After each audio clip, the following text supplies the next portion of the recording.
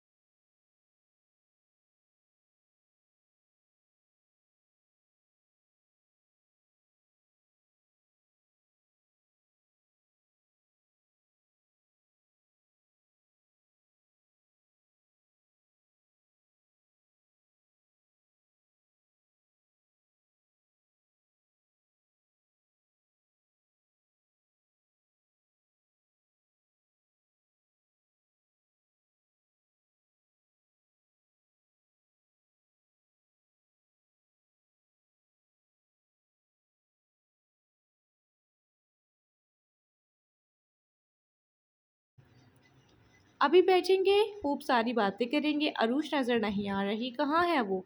दाऊद ने यहाँ वहाँ देखते हुए कहा तो रज़िया बेगम सड़ गई। वो कमरे में है बेटा। अरूश, अरूश बेटा बाहर आओ, दादी ने आवाज़ दी। रहने दे दादी, मैं देखता हूँ। ये कहकर दाऊद उठा और कमरे में गया। अरूश बेड पर मज़े से सो रही थी। उसे देखते ही दाऊद मुस्कुराया। सो रही है, जब उठेगी तब मिल लूँगा। दाऊद कमरे का दरवाज़ा बंद करके बाहर आ गया। नौशी और रज़िया बेगम सामने खड़ी सर भून रही थी। इस एपिसोड में वो दोनों बस सड़ रही थी। तो रीडर्स, कैसी लगी आपको आज के एपिसोड?